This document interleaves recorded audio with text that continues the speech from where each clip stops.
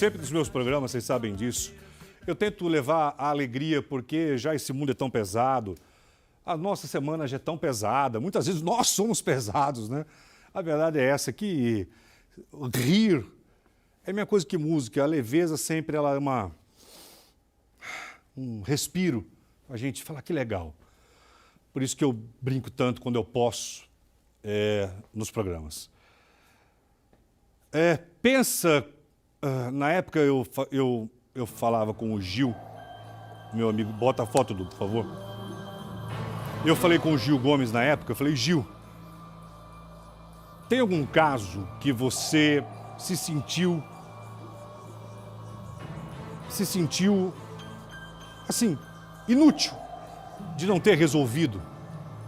Ele falou, Geraldo, teve um caso de um garoto.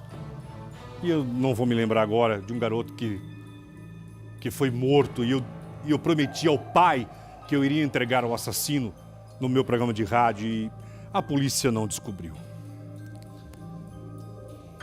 Nós da Record fomos o primeiro na época do Domingo Show. Eu fiz o caso do escoteiro. Quem acompanha o Geraldo Luiz há muito tempo, que eu já sou velho aqui na Record, entrei em 2007, quantos anos então já? Eu sou ruim de conta. Então já estou há 15 anos. Mostra a imagem do Marco Aurélio, a minha matéria na época aí, vai colocando a imagem. Eu falei, eu quero entrar nesse caso, a história do escoteiro, que junto com outros colegas subiu o Pico do Marins e misteriosamente desapareceu. Misteriosamente.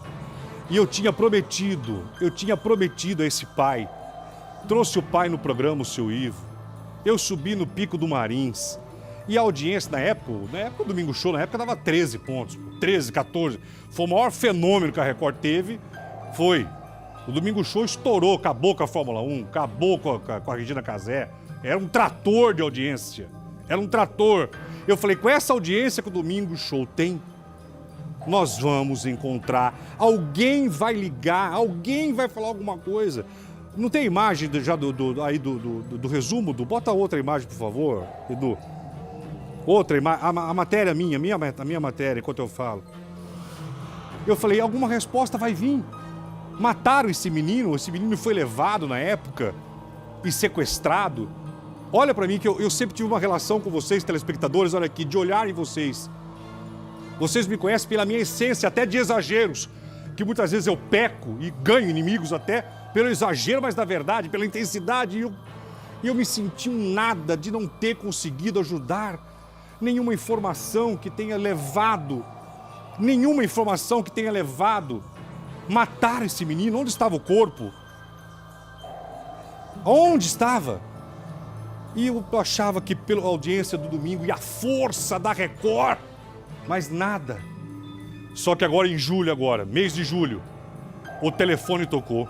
Ligaram na casa do seu Ivo e disseram, olha, o corpo do seu filho está em tal lugar.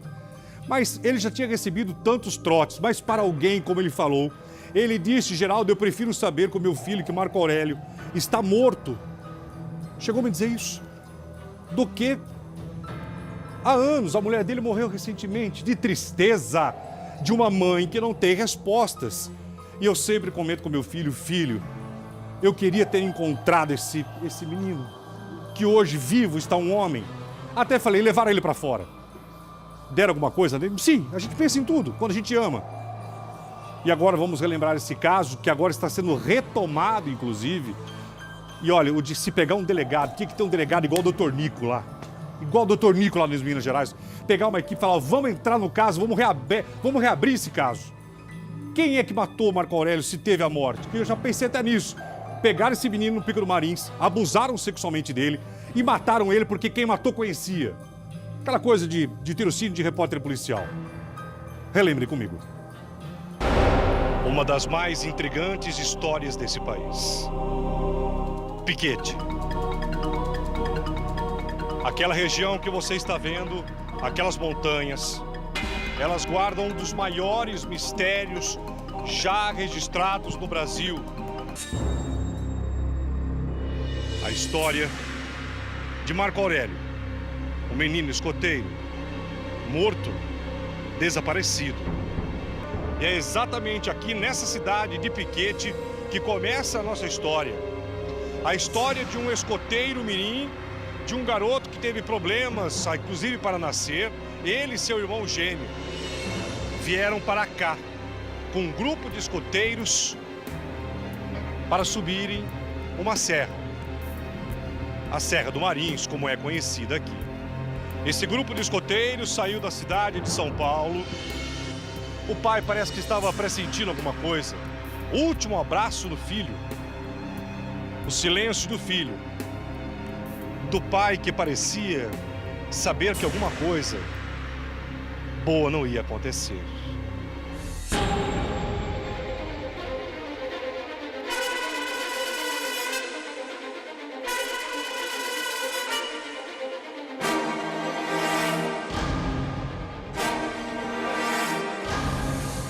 Subindo a serra, Marco Aurélio, mais um grupo de escoteiros, seus guias, todos aqui. Um dos colegas tinha o relato na época, teria machucado o joelho e não pôde continuar a sua caminhada. Marco Aurélio sempre foi muito prestativo. Esse garoto sempre foi muito prestativo. Um garoto muito calmo, um garoto muito querido. Ele próprio teria falado, olha, eu vou na frente. Eu vou na frente e peço ajuda. Mas como assim? Não, eu conheço. Eu conheço aqui a mata. Eu conheço a mata aqui. Eu desço primeiro, peço ajuda para vocês, para o socorro vir rapidamente. Foi dado até um giz para o Marco Aurélio. Falou, vai anotando então na mata. Vai anotando na mata, por local onde você vai passando. E ele foi fazendo isso em pedras. Pedras como essa aqui que você está vendo, pegou um giz e anotava. Inclusive, uma das últimas marcas foi o número 240, a marca número 240, que indicava que o Marco Aurélio, tinha passado por lá. Ele foi na frente para pedir socorro e o grupo logo atrás com o colega machucado.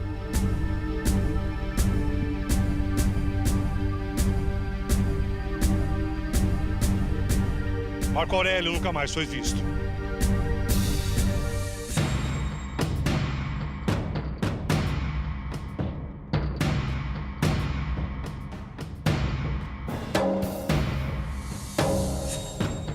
E um fato inusitado marca toda essa história.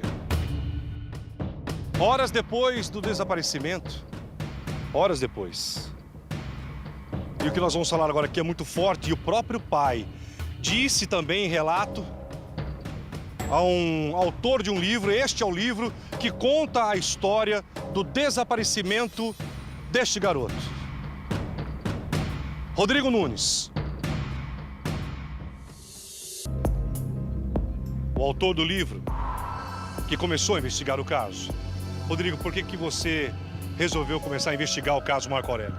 Eu trabalhava como guia para os Marins e fazia faculdade de jornalismo na época. Levando muitos turistas para lá, eu sempre era questionado pelos turistas, Geraldo, inclusive sobre a lenda do escoteiro Marco Aurélio. Algumas pessoas atribuíam o caso à lenda. Esse garoto existiu mesmo? Esse garoto ocorreu esse fato? Como eu não tinha respostas para essas indagações, eu resolvi, cursando a faculdade de jornalismo, que esse seria o meu TCC, o meu trabalho de conclusão de curso da faculdade. Foi onde então eu comecei a investigar a história e a procurar os detalhes e as minúcias dessa história. Na entrevista que eu fiz com o Juan alega que autorizou o Marco Aurélio a descer na frente do grupo, porque dentre os companheiros, o Marco Aurélio seria o mais experiente dentro do escotismo. Aliás, as fotos de Marco Aurélio, veja o semblante do menino esperto, o escoteiro número 1 da turma, balança.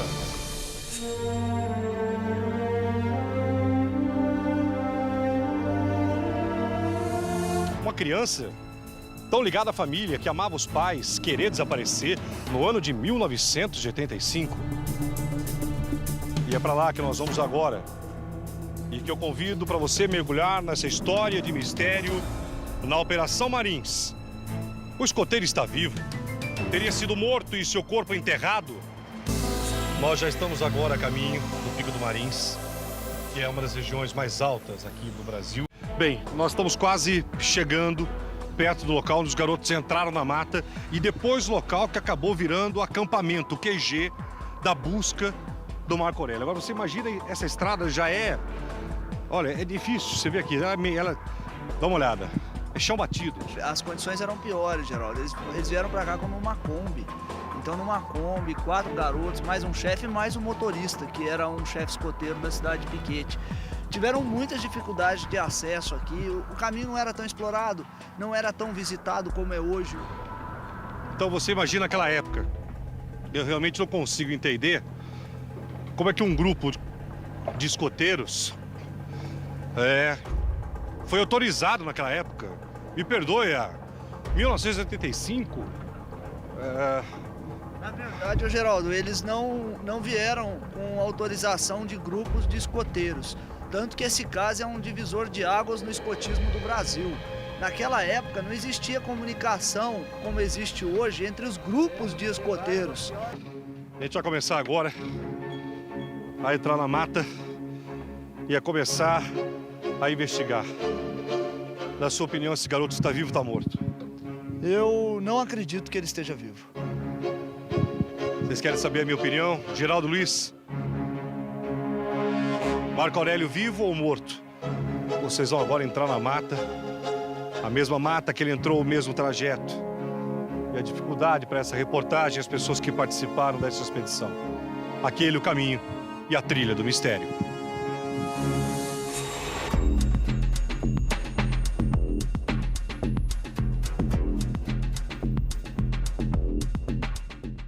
Vamos, a partir de agora, refazer esse caminho e eu convido todos vocês.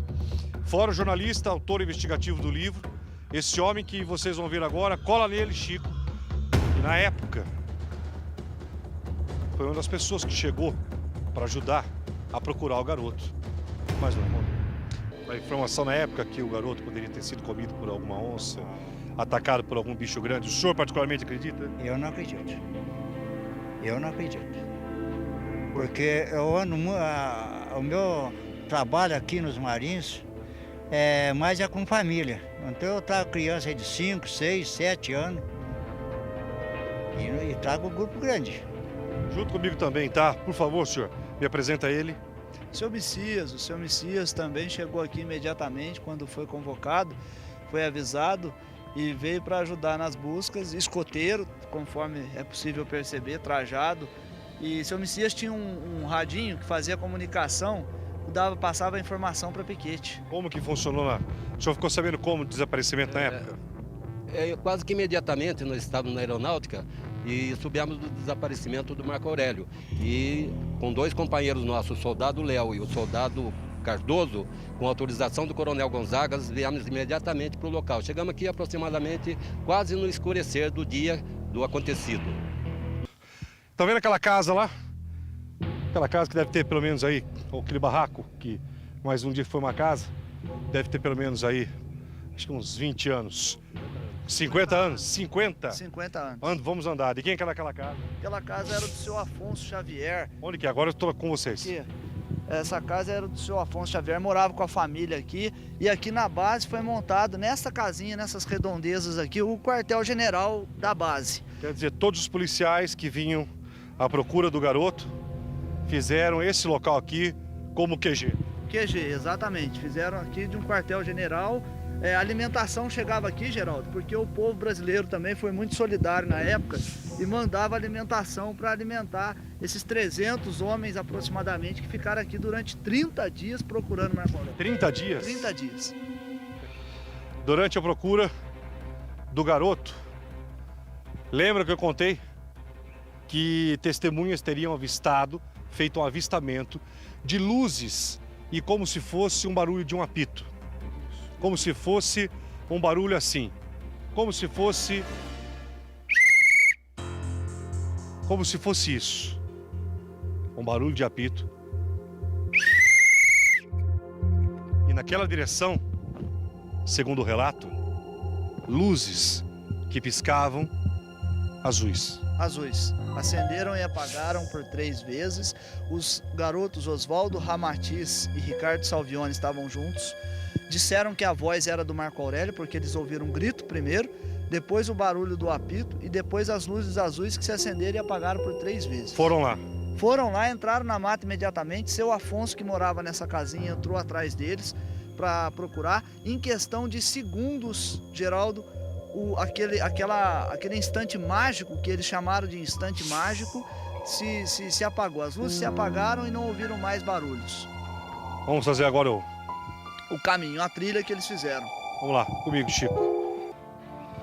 Você vê que é um local realmente muito dificultoso. Então você imagina, nós vamos mostrar o local onde o Marco Aurélio, o último local em que ele foi visto. Eu confesso a vocês que é muito difícil. Eu estou quase chegando no meu limite. E a informação que a gente tem e que vocês estão vendo, olha aqui em cima. A neblina tá tomando conta e fecha tudo aqui. Fecha tudo. Aí não dá para ver nada mais. E ainda a informação que nós temos, senhor João, desse jeito aqui, mas quanto tempo para chegar até a pedra? Olha, nessa batida que nós estamos aqui, vai mais de 25 minutos. Mais, né? É. É uns 40 minutos mais ou menos. Essa faixa mais ou menos. E eu não aconselho a você seguir, que devido daqui a pouco o tempo vai fechar e não tem como a gente retornar. Agora, se o tempo tivesse aberto legal, azulzinho, aí... Seria possível chegar até na Pedra do Careca. Mas do jeito que está, não vai ser possível. Eu aconselho a você não subir, para que não causar risco à sua saúde e à sua integridade física. Vocês devem estar pensando, mas eles estão falando que não é que vocês não querem subir. São pessoas que conhecem. Dá uma olhada na serração, vira devagar, bem aberto. Já está fechando. Já está fechando a serração. Lá no Careca já está fechado. Não vê nada. Não vê nada. Olha lá, pode olhar para trás que já está fechando tudo aí, ó. Quanto mais para cima, né, for, mais fechado tá. Bem, a quantos nós estamos aí de altura? 1.700 metros de altura. 1.700? 1.700. A gente tem o aparelho que mede, estamos aí a 1.700. A 1.700. Instante só para concluir. 2 grandes possibilidades. Ou alguém no meio do trajeto encontrou Marco Aurélio, abusou sexualmente desse garoto, matou e enterrou o corpo. 30 dias de busca. Mais de 300 policiais. Nunca nada foi encontrado. Será que o corpo do garoto está enterrado em algum ponto dessa mata? Será que enterraram o corpo dele? Será? E mais? Teria Marco Aurélio sofrido algum trauma na cabeça, se perdido? Ou ele próprio decidido fugir e nunca mais voltar e hoje está vivo em algum canto do país? Eu acho difícil. Muito difícil. Minha opinião, infelizmente, eu acho que Marco Aurélio está morto. 37 anos e de tantos casos, de tantas pessoas que eu ajudei através da Record, mas infelizmente eu não consegui devolver a paz e a vida ao seu Ivo. O caso foi reaberto, novas escavações estão sendo feitas em 2 lugares, mas aí no canal da Record, lá tem milhões, né? Todos os trabalhos que nós fizemos, lá tem milhões de acessos dos internautas que entram lá e lá você vê o caso realmente completo. Mas que pena que eu não consegui dar uma resposta a esse pai. Cada vez que eu vejo o seu Ivo me entristece, até como pai. Mas eu aprendi uma coisa na reportagem policial. Nenhum caso, pode passar o tempo que for, uma hora é esclarecido. Como tem um caso lá em Limeira, de um pasteleiro na época, que está foragido até hoje, que mandou matar uma ex-funcionária que ele engravidou, mandou matar no canavial, os funcionários foram presos, foram condenados, todos pela justiça, e ele fugiu do país. Chanziman, o nome dele. Até hoje. É um caso que eu gostaria de retomar como documentário, até pela força da Record Internacional e o compromisso sério que o jornalismo Record tem com esses casos e com tantos outros. Seu Ivo, que Deus o abençoe e que a resposta seja dada.